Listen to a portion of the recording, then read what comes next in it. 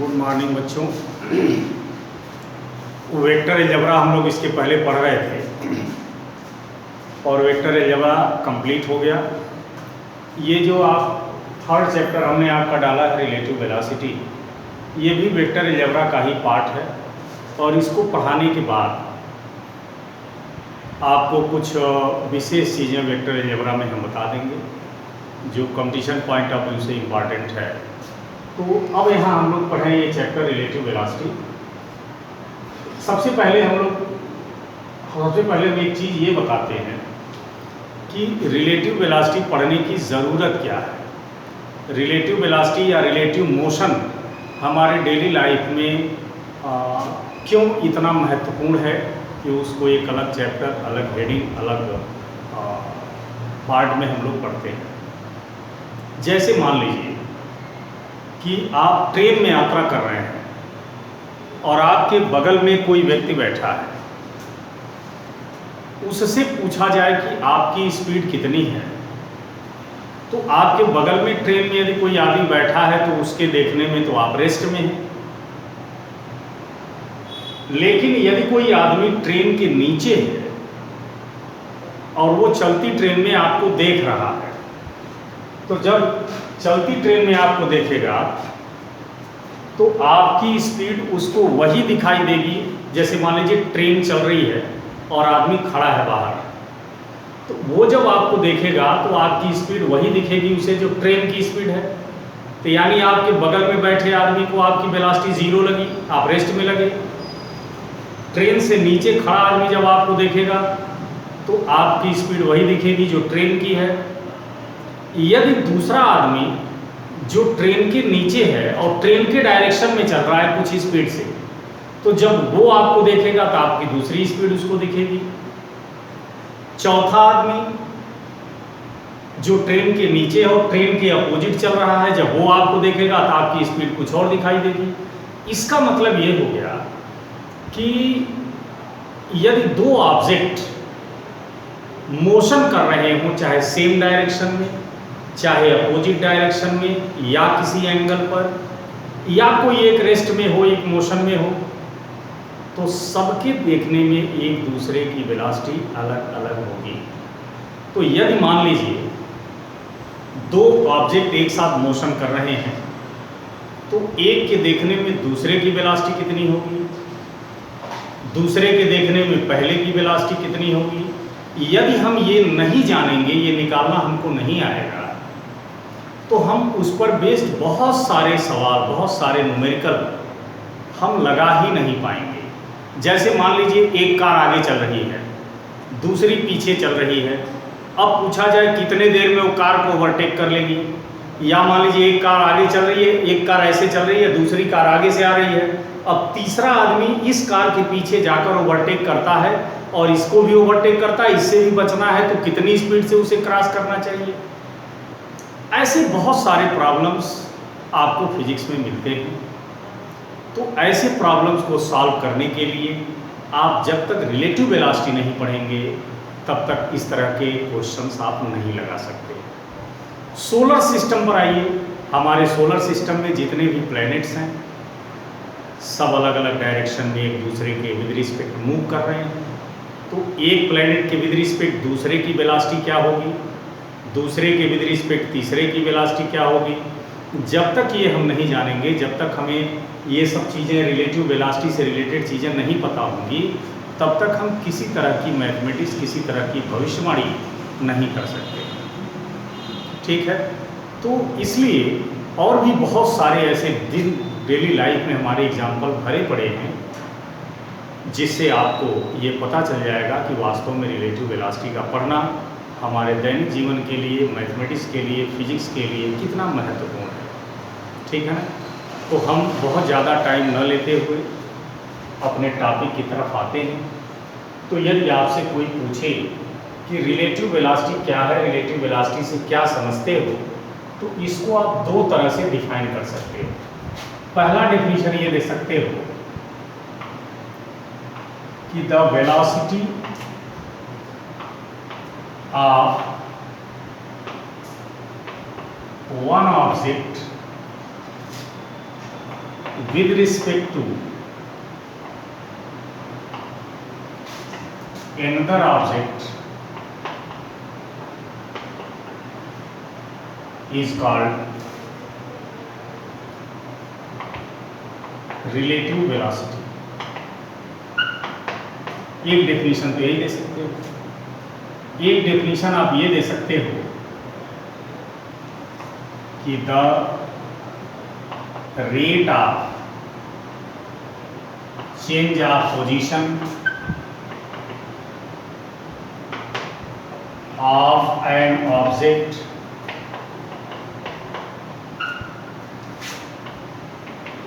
with respect to another object is called relative velocity।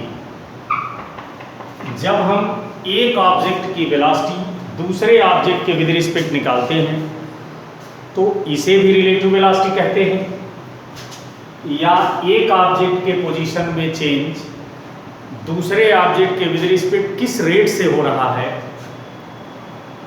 इसको भी जब हम निकालते हैं तो उसे भी हम रिलेटिव वेलोसिटी ही कहते हैं। ठीक है, यानी एक ऑब्जेक्ट का पोजीशन दूसरे ऑब्जेक्ट के देखने पर किस रेट से चेंज हो रहा है, इसका भी कैलकुलेशन जब हम करते हैं तो इसको भी हम रिलेटिव वेलोसिटी ही कहते हैं। तो इस तरह से यदि आपसे रिलेटिव वेलोसिटी का डेफिनेशन पूछा जाए तो आप ये दोनों में से कोई एक डेफिनेशन दे सकते हैं। किसी भी ऑब्जेक्ट की वेलोसिटी यदि दूसरे ऑब्जेक्ट के विद रिस्पेक्ट निकालनी हो तो उसको लिखते कैसे हैं, उसका तरीका क्या है, ध्यान से इसको समझिए। जैसे मान लीजिए आपको लिखना है velocity of object A with respect to object B, तो इसको पहले लिखना सीखिए। Velocity of object A with respect to object B लिखना है तो आप इसको भी ए बी लिख लीजिए। बहुत सारे लोग इसको ऐसे भी लिखते हैं वी ए बी, बहुत सारे लोग इसको वी ए बाई बी लिखते हैं। अलग अलग अपना लिखने का तरीका है कि the velocity of object A with respect to object B लिखना हो तो आप ऐसे भी लिख सकते हैं, ऐसे भी लिख सकते हैं, ऐसे भी लिख सकते हैं। हम लोग अपने इस चैप्टर में एक ऑब्जेक्ट की वेलोसिटी दूसरे के विद रिस्पेक्ट लिखनी हो तो ऐसे लिखेंगे। जैसे मान लीजिए आपको लिखना है velocity of rain with respect to man, यानी हमें रेन की वेलोसिटी बतानी है किसके विद रिस्पेक्ट, मैन के विद रिस्पेक्ट। तो इसको लिखेंगे velocity of rain with respect to man. या आपको लिखना है, हालांकि वेलोसिटी वेक्टर क्वांटिटी है तो वेक्टर लगा के एरो लगा के लिखेंगे तो ज़्यादा बढ़िया। यदि आपसे कहा जाए कि लिखिए velocity of train with respect to bird, तो इसको हम लिख देंगे velocity of train with respect to bird. ठीक है, ऐसे ही लिखना है वेलोसिटी ऑफ सैटेलाइट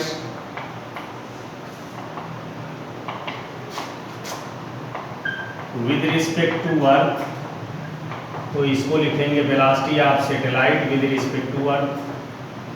तो इस तरह से पहला चीज़ तो आप लिखना समझिए कि एक ऑब्जेक्ट की वेलोसिटी यदि दूसरे ऑब्जेक्ट के विद रिस्पेक्ट लिखनी हो तो उसे हम कैसे लिखेंगे, या यदि इस तरह का कोई क्वांटिटी लिखी हुई हो तो हम उसे पढ़ेंगे कैसे। अब जैसे वी ए बी लिखा है तो आप पढ़ लेंगे velocity of object A with respect to object B. ऐसे लिखा हो तो velocity of rain with respect to man.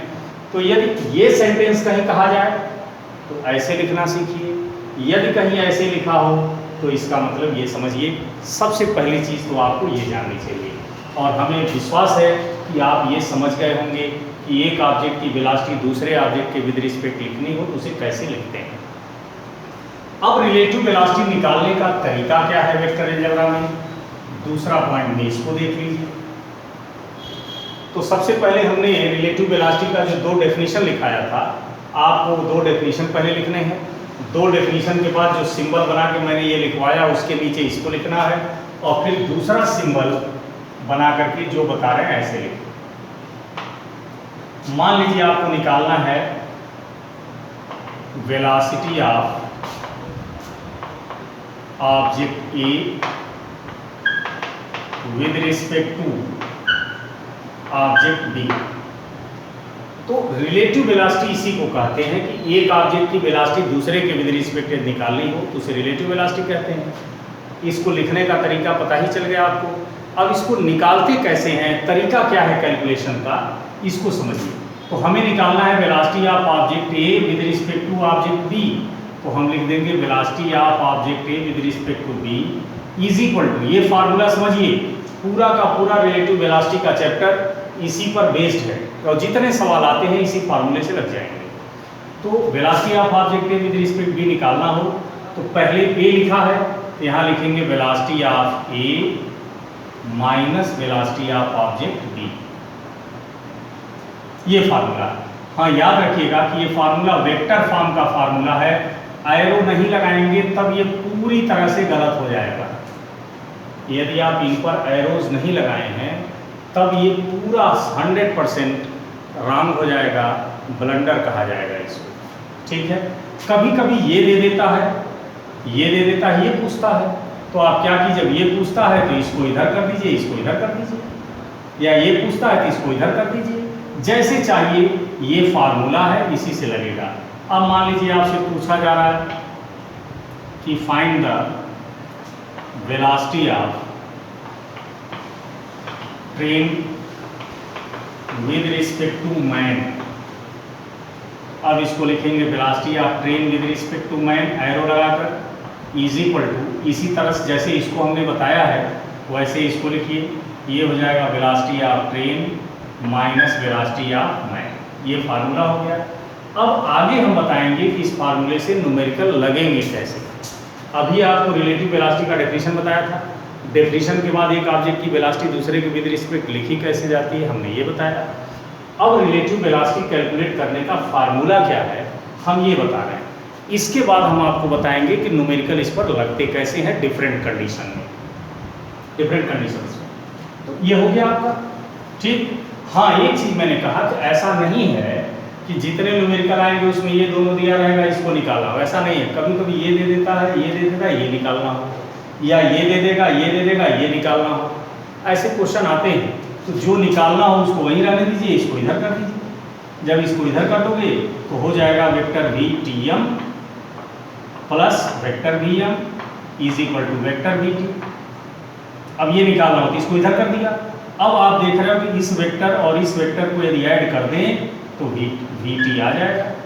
और दो वेक्टर का एडिशन आप पढ़े ही हो, तो triangle method, parallelogram method, analytical method जैसे चाहिए वैसे लगा दीजिए। तो इस तरह से ये फार्मूला आपको याद होना चाहिए, ठीक है ना। तो अब हम कोई भी आ जाए तो फार्मूला बना लेंगे। एक और प्रैक्टिस करा दे रहे हैं। मान लीजिए आपसे पूछा जाए कि velocity of rain with respect to man, इसका फार्मूला बनाना हो तो velocity of rain with respect to man ऐसे लिख देंगे is equal to V R minus V M, ठीक है। यानी इस वेक्टर में से इस वेक्टर को सब्ट्रैक्ट कर दोगे तो ये आ जाएगा। हमने बताया भी था जब हम वेक्टर का सब्ट्रैक्शन पढ़ा रहे थे तो आपको हमने बताया भी था कि वेक्टर के सब्ट्रैक्शन का यूज रिलेटिव वेलोसिटी चैप्टर में खूब होगा। तो एक बार रिलेटिव वेलोसिटी चैप्टर पढ़ने के पहले आपको जो सब्ट्रैक्शन ऑफ वेक्टर पढ़ाए हैं, एडिशन ऑफ वेक्टर्स पढ़ाए हैं, उसको ज़रा ध्यान से पढ़ लीजिए, ठीक है ना। तो अब ये फार्मूला बनाने का तरीका हो गया। अब रिलेटिव वेलोसिटी हम निकालते कैसे हैं, सवाल आ जाए कैसे लगाएंगे डिफरेंट कंडीशंस में, उसको देखिए।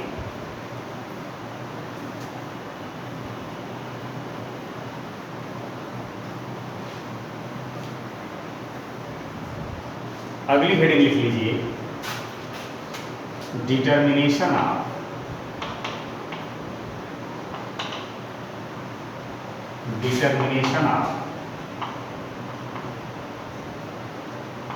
relative velocity in various conditions. Determination of relative velocity in various conditions. Different conditions में हम रिलेटिव वेलोसिटी कैसे निकालेंगे? इसमें लिखिए पहले केस 1, और जितने केस बता रहे हैं उतने ही टाइप के न्यूमेरिकल आपको रिलेटिव वेलोसिटी में दिए जाएंगे। इसलिए जितने तरह के केसेस बताए जा रहे हैं कि इस केस में क्वेश्चन कैसे लगेगा, इस केस में क्वेश्चन कैसे लगेगा, बहुत ध्यान से समझिए, कोई बहुत मुश्किल नहीं है। तो केस 1, मान लीजिए if two objects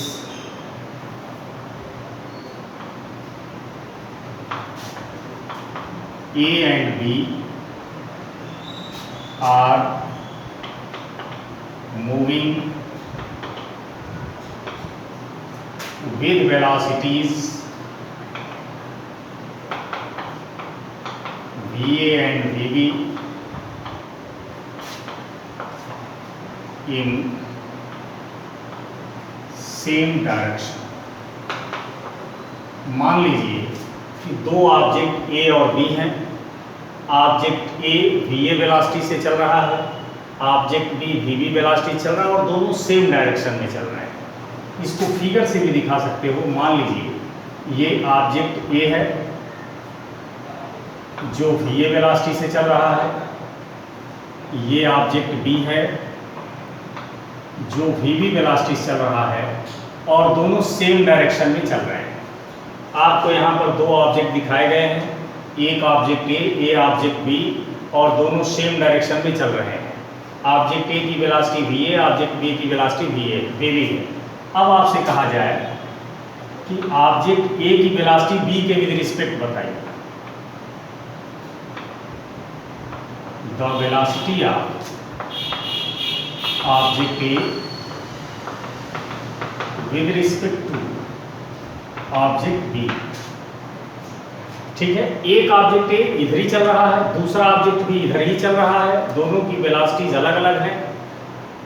मान लीजिए आप ये है बाइक से इस डायरेक्शन में चल रहे हैं, आपका एक मित्र है वो भी बाइक से उसी डायरेक्शन में चल रहा है, एक ही रोड पर, दोनों की वेलोसिटीज अलग अलग हैं। अब आपसे कहा जाए कि ए की वेलोसिटी बी के विद रिस्पेक्ट बताइए। तो करना क्या है, velocity of A with respect B निकालना है। तो जो फार्मूला हमने बताया है vector V A minus vector B B, यानी इस वेक्टर में से इस वेक्टर को माइनस कर दिया जाए तो ए की वेलोसिटी बी के विद रिस्पेक्ट आ जाएगी। अब सब्ट्रैक्शन का जो तरीका बताया है वो यूज कीजिए। सबसे पहले वेक्टर वी ए, तो देखिए वेक्टर वी ए जिधर है उधर ड्रा कर लीजिए, ये वेक्टर वी ए हो गया। फिर माइनस वेक्टर वी बी इसी डायरेक्शन में है, इस डायरेक्शन में कर दिया। अब सब्ट्रैक्शन का जो हमने तरीका आपको बताया था कि पहले वेक्टर को एज इट इज रखिए, उसमें कोई चेंज नहीं करना, माइनस की जगह प्लस करना, और दूसरे वेक्टर का डायरेक्शन रिवर्स कर देना, ये माइनस वी बी होगा। हमने आपको सब्ट्रैक्शन में जोड़ देकर बताया है कि यदि दो वेक्टर ऐसे आ जाएं कि दोनों का डायरेक्शन अपोजिट हो तो रिजल्टेंट निकालने के लिए दोनों को सब्ट्रैक्ट कर देते हैं। हाँ, ये याद रखिएगा कि ये जो नेगेटिव का साइन लगा है ये सिर्फ ये बताता है कि ये वेक्टर पहले जिधर था अब उसके रिवर्स है। यानी ये जो नेगेटिव साइन आपके सामने लगाया गया है, इस नेगेटिव साइन का कैलकुलेशन में कोई रोल नहीं है और न ही कैलकुलेशन में ये कंसीडर किया जाएगा। ये सिर्फ आपको यही इंफॉर्मेशन दे रहा है कि ये वेक्टर पहले जिधर था अब उसके रिवर्स है, और इस साइन का कोई मतलब नहीं है, इस साइन के चक्कर में मत पड़िए। अब चूंकि ये दोनों वेक्टर अपोजिट हो गए और इनका रिजल्टेंट यही है, इसमें से इसको माइनस किए तो रिजल्ट यही आया है ना। तो अब चूंकि दोनों वेक्टर अपोजिट हो गए तो अब रिजल्टेंट का मैग्नीट्यूड यहाँ पर मैग्नीट्यूड फॉर्म में लिखेंगे, कोई एरो नहीं लगाएंगे। अब यहाँ बिना एरो का मैग्नीट्यूड निकालना हो तो चूंकि दोनों अपोजिट है, रिजल्टेंट निकालना हो तो इन दोनों के मैग्नीट्यूड को ऐड कीजिए, अरे सब्ट्रैक्ट कीजिए, तो V A minus V B. Vector नहीं लगेगा। मैग्नीट्यूड मीन्स न्यूमेरिकल वैल्यू, अब यहाँ मान लीजिए कि यदि कोई न्यूमेरिकल आपको दिया जाता है इस तरह का कि दो ऑब्जेक्ट दोनों सेम डायरेक्शन में चल रहे हैं अलग अलग स्पीड से, तो एक की वेलोसिटी दूसरे के विद रिस्पेक्ट बताइए, तो इसमें आपको ये करने की ज़रूरत नहीं है, आप सीधा ये फार्मूला लगा सकते हैं, सीधा ये फार्मूला लगा सकते हैं। ये तो मैंने इसलिए आपको बता दिया कि आप सोचेंगे कि ये आया कहाँ से है, इसलिए मैंने डिराइव कर दिया। लेकिन आपको यदि कोई न्यूमेरिकल दिया जाता है तो न्यूमेरिकल में आपको इतना लफड़ा करने की ज़रूरत नहीं है। यदि ये न्यूमेरिकल आता है तो सिंगल मार्क्स का न्यूमेरिकल आता है, सीधे ये फार्मूला लगाइए और सॉल्व कर लीजिए। तो याद रखिएगा कि जब दो ऑब्जेक्ट सेम डायरेक्शन में चल रहे हों तो एक की वेलोसिटी यदि दूसरे के विद रिस्पेक्ट पूछी जाए तो दोनों की वेलोसिटी को सब्ट्रैक्ट कर दीजिए, दोनों के वेलोसिटी को एक दूसरे से घटा दीजिए। अब जैसे एक सवाल हम इस पर लगा देते हैं, उस न्यूमेरिकल को देखिए, और जैसे हम न्यूमेरिकल लगा रहे हैं एग्जाम में आए तो वैसे ही लगा देना। मान लीजिए आपसे कहा जाए 2 cars A and B are moving in same direction.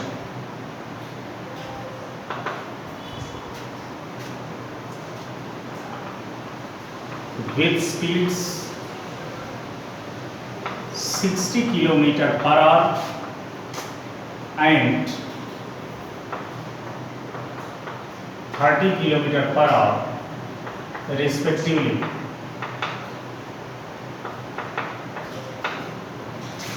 और कहा गया कि find the velocity of car A with respect to car B. ये क्वेश्चन दिया गया, इसमें भी आप देख रहे हो दो ऑब्जेक्ट हैं, दोनों सेम डायरेक्शन में चल रहे हैं, दोनों की स्पीड दी हुई है, एक की स्पीड दूसरे के विद रिस्पेक्ट पूछी गई, तो हमसे पूछा गया कार ए की स्पीड कार बी के विद रिस्पेक्ट बताइए। तो यहाँ लिखेंगे सॉल्यूशन में द स्पीड या वेलोसिटी जो भी लिखिए of car A with respect to car B will be A B. तो मैंने आपको बताया है कि यदि दो ऑब्जेक्ट सेम डायरेक्शन में चल रहे हों तो एक की वेलोसिटी दूसरे के विद रिस्पेक्ट निकालनी हो तो दोनों के मैग्नीट्यूड को सब्ट्रैक्ट कर दीजिए। तो पहले कार के वेलोसिटी का मैग्नीट्यूड, मैग्नीट्यूड में न्यूमेरिकल वैल्यू, और दूसरे कार की वेलोसिटी का मैग्नीट्यूड 30 है, तो हो जाएगा 60 माइनस 30 km/h। ये आ गया आपका 30 km/h। इसमें कहीं देखिए मैंने फिगर वगैरह नहीं बनाया है, तो चूंकि ये जो केस था ये सीधा इस फार्मूले से लग गया। तो जब भी सेम डायरेक्शन या अपोजिट डायरेक्शन का केस हो तो उसमें आपको डिराइव करने की कोई ज़रूरत नहीं है, सीधा क्वेश्चन दिया गया एक लाइन में आप लगा दीजिए, इसमें कोई फिगर ड्रा करने की ज़रूरत नहीं है, ठीक है ना। अब केस टू में मान लीजिए कि दो ऑब्जेक्ट हैं ए और बी, दोनों अपोजिट डायरेक्शन में चल रहे हैं। ए की स्पीड वेलोसिटी va है, बी की वेलोसिटी vb है, और दोनों अपोजिट डायरेक्शन में चल रहे हैं।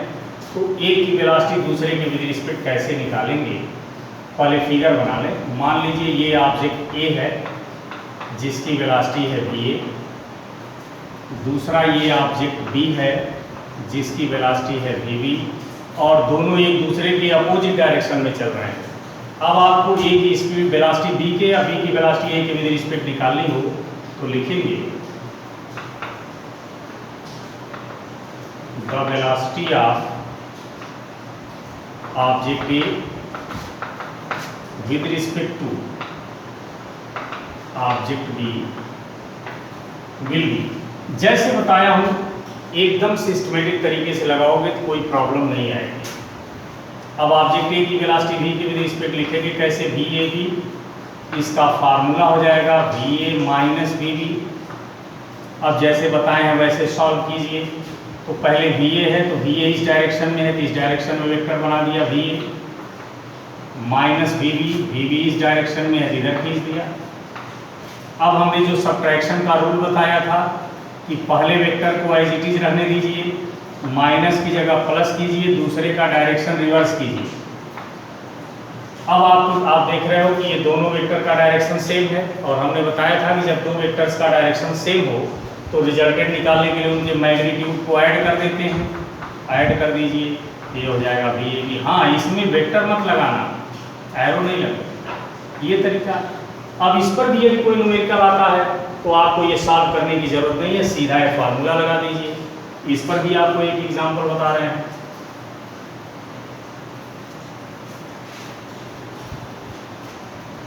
जैसे मान लो एक कार है एक जो इस डायरेक्शन में चल रही है 60 किलोमीटर पर आवर की स्पीड से, दूसरी कार B जो इस डायरेक्शन में चल रही है 100 किलोमीटर पर आवर की स्पीड से। दोनों अपोजिट डायरेक्शन में चल रही हैं। हमें कहा गया कि A की वेलोसिटी B के विद रिस्पेक्ट बताइए। The velocity of car A with respect to B, तो सीधा फार्मूला लगा लें। अभी हमने जो फार्मूला डिराइव किया उसमें यही बताया है आपको कि यदि दो ऑब्जेक्ट अपोजिट डायरेक्शन में चल रहे हों तो एक की वेलोसिटी दूसरे के विद रिस्पेक्ट निकालनी हो तो दोनों की वेलोसिटी को ऐड कर दीजिए। तो दोनों की वेलोसिटी ऐड कर दीजिए, VA प्लस VB, सीधा फार्मूला लगाइए, तो ये हो जाएगा 60 plus 100 kilometre per hour is equal to 160 kilometre per our.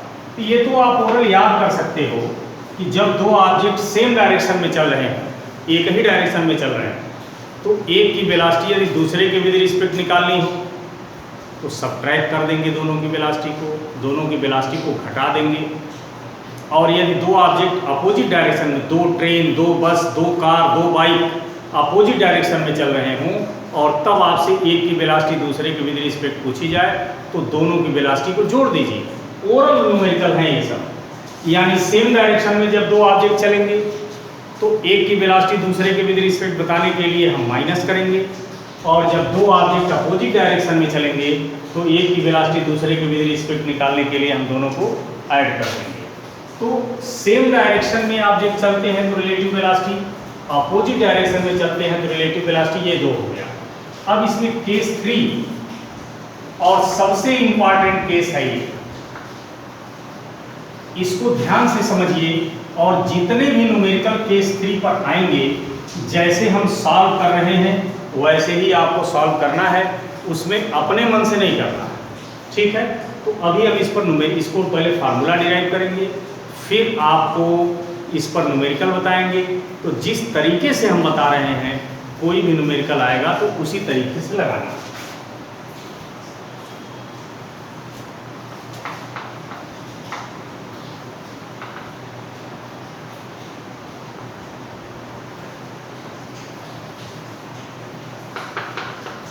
यानी यहाँ भी दो ऑब्जेक्ट हैं A और B।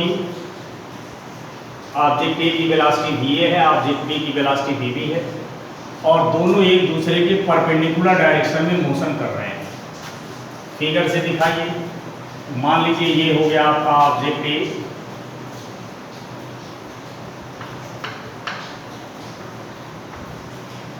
ये हो गया ऑब्जेक्ट B जो VB वेलोसिटी चल रहा है, और दोनों एक दूसरे के परपेंडिकुलर डायरेक्शन में चल रहे हैं, यानी एक इधर चल रहा है तो दूसरा इधर चल रहा है। अब हमें निकालना है the velocity of object A with respect to object B। अब जैसे हम लगा रहे हैं न्यूमेरिकल वैसे लगेगा। पहले दूसरे केस में कोई बात नहीं, ये दो ऑब्जेक्ट सेम डायरेक्शन में चल रहे हैं, अपोजिट डायरेक्शन में चल रहे हैं, तो रिलेटिव वेलोसिटी निकालना हो तो एक बार माइनस कर दीजिए, एक बार प्लस कर दीजिए, तो ओरल लगा देंगे आप। लेकिन जब परपेंडिकुलर का केस हो तो जिस स्टेप से हम लगा रहे हैं वैसे ही न्यूमेरिकल लगेगा, ओरल नहीं लगेगा। अब आप velocity of object A with respect to object B निकालना है तो फार्मूला हो जाएगा VA माइनस B, ठीक। अब जो सब्ट्रैक्शन का रूल बताए हैं उसके अकॉर्डिंग चलिए। तो VA पहले है तो VA जिधर है उधर ड्रा करिए, फिर माइनस VB है, VB जिधर है उधर ड्रा करिए, ये VB हो गया। अब हमें इस वेक्टर में से इस वेक्टर को सब्ट्रैक्ट करना है। तो सब्ट्रैक्शन का तरीका क्या बताया हूँ, पहले वेक्टर को एज इट इज रहने दीजिए, फिर माइनस की जगह प्लस करिए, फिर दूसरे वेक्टर का डायरेक्शन रिवर्स करिए और यहाँ माइनस करा। अब हमें इन दोनों वेक्टर्स को ऐड करना है। तो चाहे आप ट्रायंगल मेथड से ऐड कीजिए या पैरेललोग्राम मेथड से ऐड कीजिए, आपको एडिशन का फिगर बनाना पड़ेगा, चाहे ट्रायंगल चाहे पैरेलल। मान लीजिए हम पैरेललोग्राम मेथड से ऐड कर दे रहे हैं, तो पैरेललोग्राम के लिए पहला वेक्टर एज इट इज रहेगा, पहले के टेल से दूसरे का टेल जोड़ा जाएगा। हाँ, जोड़ते समय ये माइनस भी है, ध्यान रहे कि दोनों के बीच का एंगल 90 है कि 90 होना चाहिए। अब एक पैरेललोग्राम बनाइए, ये जो रिजल्टेंट होगा यही इन दोनों का सम होगा। ये जो वेक्टर हमने दिखाया है यही इन दोनों के सम का रिजल्टेंट होगा। तो इन दोनों का रिजल्टेंट हम किससे लिखे हैं, VAB से। तो इन दोनों का रिजल्टेंट वेक्टर ये जो बनाया है यही VAB होगा। अब आपको हमने सब्ट्रैक्शन एडिशन में बताया था कि जब दो वेक्टर सेम डायरेक्शन में हो तो रिजल्टेंट निकालने के लिए ऐड करना है, जब दो वेक्टर अपोजिट डायरेक्शन में हो तो रिजल्टेंट निकालने के लिए सब्ट्रैक्ट करना है, और जब दो वेक्टर परपेंडिकुलर हो तो रिजल्टेंट निकालने के लिए अंडर रूट में पहले के मैग्नीट्यूड का स्क्वायर प्लस दूसरे के मैग्नीट्यूड का स्क्वायर। ये हम कई बार बता चुके हैं, ये आपको 24 घंटे याद होना चाहिए। अब इन दोनों का रिजल्टेंट VAB है, तो यहाँ पर VAB हो जाएगा अंडर रूट पहले के मैग्नीट्यूड का स्क्वायर VA का स्क्वायर प्लस VB का स्क्वायर। यहाँ एरो नहीं लगेगा, ठीक। अब आपसे पूछा जाए कि A की वेलोसिटी B के विद रिस्पेक्ट जो निकाली है आपने VAB, उसका डायरेक्शन किधर होगा, तो डायरेक्शन कैसे निकालेंगे आप,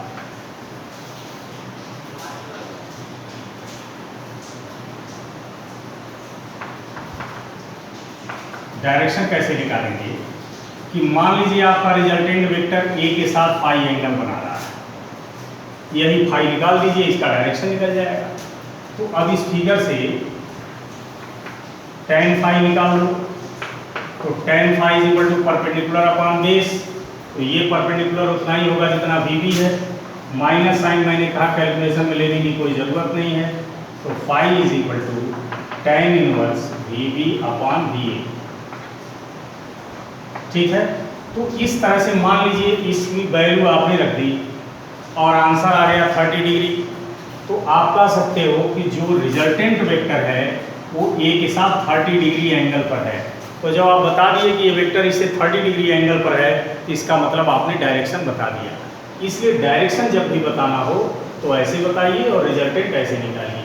तो जब भी दो ऑब्जेक्ट एक दूसरे के परपेंडिकुलर मोशन कर रहे हैं, ऐसे केस में एक की वेलोसिटी दूसरे के विद रिस्पेक्ट आपसे पूछी जाए, तो जो स्टेप वाइज हम निकाले हैं वैसे ही आपको निकालना है, इसमें कोई चेंज नहीं करना है, ठीक है ना।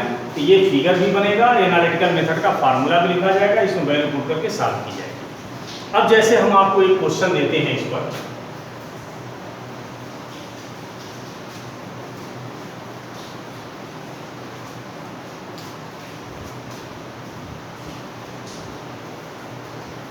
एक ज़्यादा पॉपुलर क्वेश्चन इस पर आता है कि एक आदमी मान लीजिए हॉरिजॉन्टल सड़क पर हॉरिजॉन्टल डायरेक्शन में चल रहा है और रेन वर्टिकली फॉल हो रही है।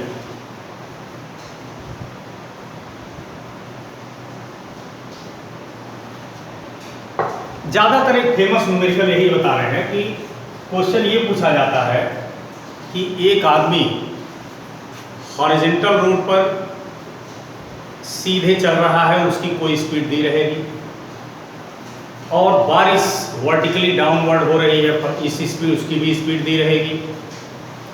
अब आपसे पूछा जाता है कि आदमी तो मोशन में है हॉरिजॉन्टल और बारिश हो रही है, ऐसे बारिश तो रियल में वर्टिकली हो रही है, लेकिन जब आदमी बारिश को देखेगा तो उसे बारिश किस डायरेक्शन में दिखाई देगी, या यदि उस आदमी ने अम्ब्रेला लगाया है तो उसे बारिश से बचने के लिए छाते को कितने डिग्री पर झुका देना चाहिए। इस तरह का सवाल पूछा जाता है। इस क्वेश्चन को समझने के पहले एक छोटी सी बात याद रखिए कि यदि मान लीजिए बारिश हो रही है और आप खड़े हैं, आप मोशन नहीं कर रहे हैं, तब ऐसे केस में जिस डायरेक्शन में बारिश होगी उसी डायरेक्शन में आपको दिखाई भी देगी। जैसे मान लीजिए आप दरवाजे पर अपने खड़े हो और बारिश सीधे वर्टिकली डाउनवर्ड हो रही है, तो चूंकि आप रेस्ट में हो, तो जब आप रेस्ट में होगे और बारिश जैसे हो रही है वर्टिकली डाउनवर्ड, तो रियल में आपको वैसे ही दिखेगी। लेकिन जब आप खुद मोशन करने लगते हो, मान लीजिए आप बारिश में बाइक चला रहे हो, तो जब आप मोशन करने लगोगे ऐसे केस में बारिश रियल में जिस डायरेक्शन में होगी उस डायरेक्शन में आपको दिखेगी ही नहीं। बारिश होगी किसी और तरफ और आपको दिखाई किसी और तरफ देगी। ऐसी सिचुएशन आती है कि जब देखने वाला या ऑब्जर्वर खुद मोशन कर रहा हो। इसलिए बात दिमाग में बैठा लेना कि यदि कोई आदमी रेस्ट में हो और बारिश हो रही है, तो बारिश रियल में जिधर हो रही है आदमी को रियल में उधर ही दिखाई देगी। लेकिन यदि आदमी मोशन कर रहा है तब उस कंडीशन में बारिश होगी किसी और तरफ और दिखाई देगी किसी और तरफ। तो होगी किधर और दिखाई किधर देगी, इसी का डिस्कशन हम लोग एक क्वेश्चन के माध्यम से करते हैं। मान लीजिए आपको एक क्वेश्चन दे दिया गया,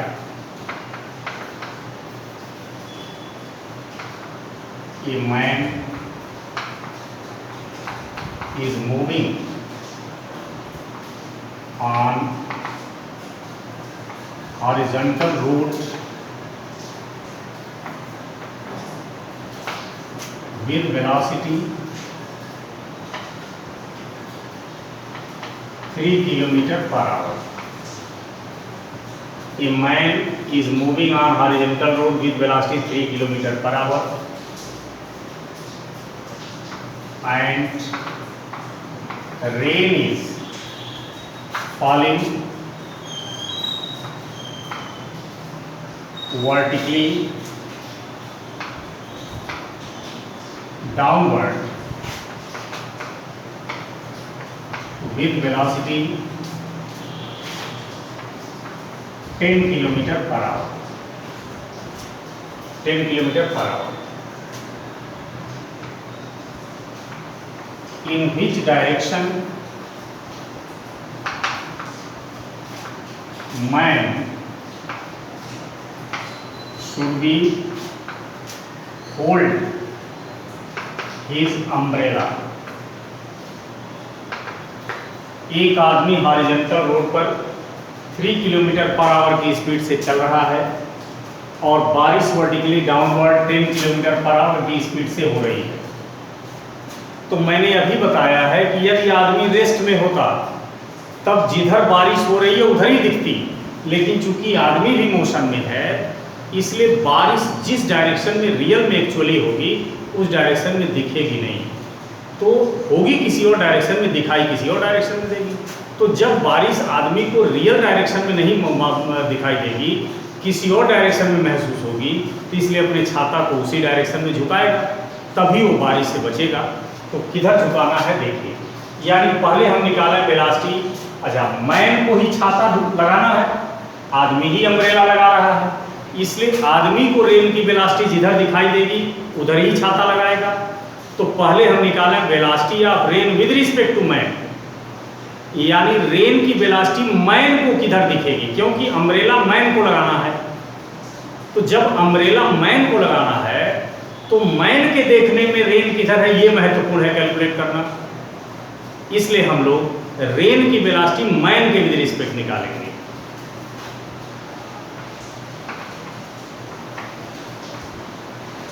the velocity of rain with respect to man, the velocity of rain with respect to man, so velocity of rain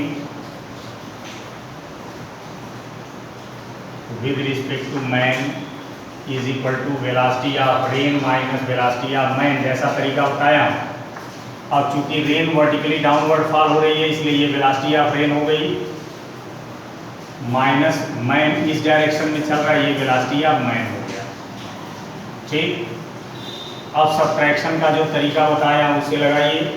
तो पहले वेक्टर इसमें से इसको माइनस करना है, तभी velocity of rain with respect man निकलेगी, यानी आदमी के देखने में रेन की वेलोसिटी निकलेगी।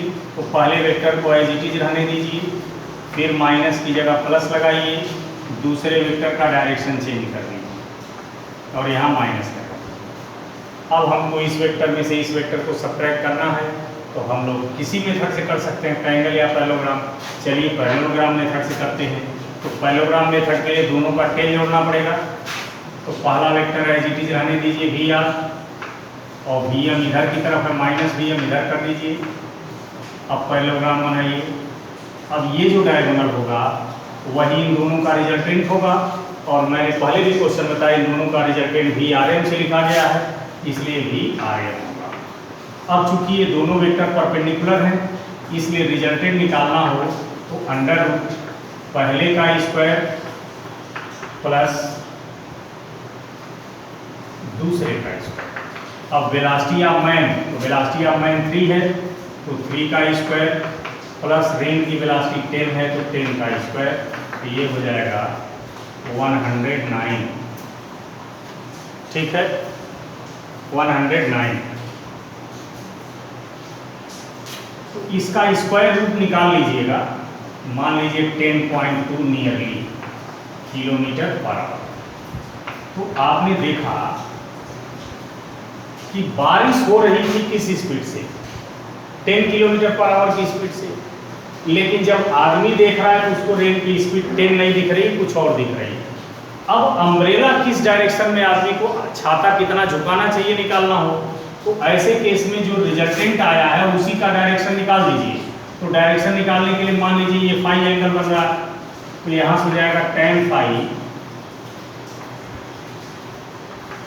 Is equal to perpendicular upon base.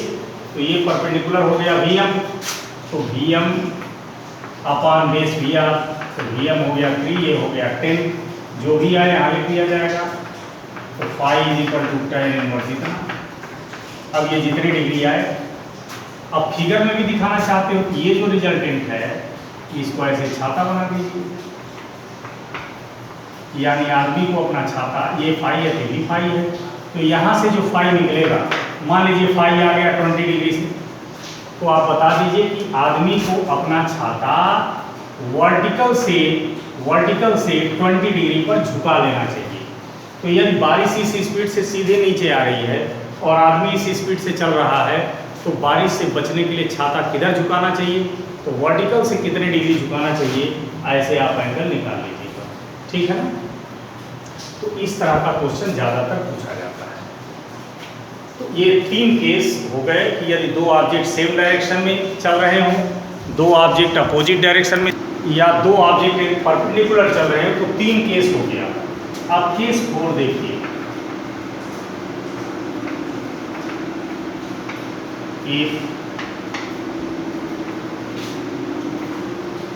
2 objects A and B are moving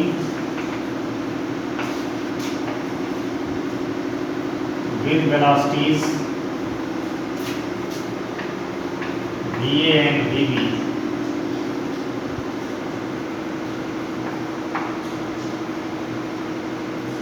in different directions,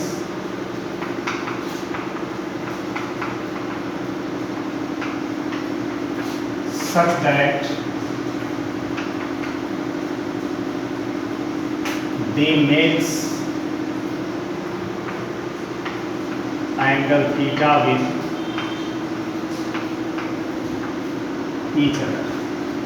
यदि 2 ऑब्जेक्ट हैं, दोनों डिफरेंट डायरेक्शन में चल रहे हैं, मान, और उनके बीच का एंगल थीटा, मान लीजिए ये ऑब्जेक्ट ए है जो VA वेलोसिटी से इधर चल रहा है, दूसरा ऑब्जेक्ट ये B है जो VB वेलोसिटी से इस डायरेक्शन में चल रहा है, और A और B के बीच का एंगल थीटा है। तो जब 2 ऑब्जेक्ट अलग अलग डायरेक्शन में चल रहे हों, उनके बीच का एंगल थीटा हो, तो एक की वेलोसिटी दूसरे के विद रिस्पेक्ट कैसे निकालेंगे, देखिए। The velocity of object A with respect to D, यानी V A B is equal to वही formula V A minus V B. ठीक, अब जैसे बताया हूँ वी ए का जिधर डायरेक्शन है उधर ड्रा कर लीजिए, माइनस वी बी का डायरेक्शन जिधर है ड्रा कर लीजिए। अब हमने आपको बताया था सब्ट्रैक्शन का रूल कि पहले वेक्टर को एज इट इज रहने दीजिए, फिर माइनस की जगह प्लस कीजिए, दूसरे का डायरेक्शन रिवर्स कर दीजिए। अब हमें इन दोनों को ऐड करना है, तो इन दोनों को चाहे ट्रायंगल मेथड से ऐड करें या पैरेललोग्राम मेथड से। अच्छा, इसका न्यूमेरिकल भी ऐसे ही लगेगा। केवल दो केस में जब सेम डायरेक्शन हो और अपोजिट हो तब फिगर ऊपर बनाना है, सीधे फार्मूला लगाइए। लेकिन यदि परपेंडिकुलर का केस आता है या किसी एंगल का केस आता है तब आपको जैसे सॉल्व कर रहे हैं वैसे सॉल्व करना पड़ेगा। अब आप इसको क्या करेंगे, पहले वेक्टर को एज इट इज रहने दीजिए, नहीं अब इन दोनों को हमें ऐड करना है। तो मान लीजिए ट्रायंगल मेथड से भी ऐड करते हैं तो एक के हेड से दूसरे का टेल जुड़ेगा। अच्छा, इनके बीच का एंगल पहले थीटा था, लेकिन जब एक का डायरेक्शन रिवर्स कर दिया गया तो हमने बताया था इनके बीच का एंगल 180 माइनस थीटा हो गया। अब ऐड करिए, तो पहला वेक्टर एज इट इज रहने दीजिए और पहले के हेड से दूसरे का टेल जोड़िए।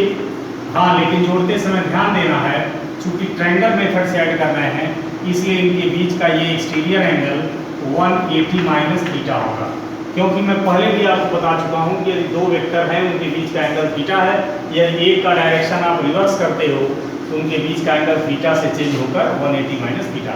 अब ये रिजल्टेंट हो जाएगा, इन दोनों के रिजल्टेंट को हम वी ए बी से लिख रहे हैं इसलिए वी ए बी हो जाएगा। अब यदि वी ए बी का मैग्नीट्यूड निकालना है तो ये फार्मूला हो जाएगा अंडर रूट वी ए का स्क्वायर प्लस वी बी का square minus 2 V A B. अब जो भी वी ए की वैल्यू दी रहेगी, वी बी की वैल्यू जो भी दी रहेगी यही पुट कर देंगे, निकल जाएगा। ठीक, यदि आपका रिजल्टेंट ए के साथ फाई एंगल बनाना है तो डायरेक्शन भी आपसे पूछ दिया जाए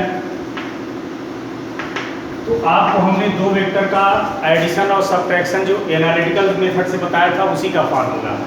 तो डायरेक्शन निकालना है तो tan phi is equal to V B sine theta upon V A minus V B cos theta, या phi is equal to tan inverse, ये चीज लिखें। ठीक, दोनों के बीच का एंगल थीटा ये पहले से दिया रहेगा थीटा, और पहले की वेलोसिटी कितनी है दूसरे कितनी दिया रहेगा, सब पुट कर दीजिए, एंगल निकल जाएगा और रिलेटिव है। तो इस तरह से आपको चार केसेस हमने बताए कि दो ऑब्जेक्ट यदि सेम डायरेक्शन में मोशन कर रहे हों, अपोजिट डायरेक्शन में मोशन कर रहे हों, परपेंडिकुलर डायरेक्शन में मोशन कर रहे हैं या किसी एंगल पर मोशन कर रहे हों, तो ऐसे केस में एक की वेलोसिटी दूसरे के विद रिस्पेक्ट कैसे निकाली जाएगी इसका डिस्कशन हम लोग कर चुके हैं। अब रिवर एंड बोट्स प्रॉब्लम अगले वीडियो में देंगे आपको।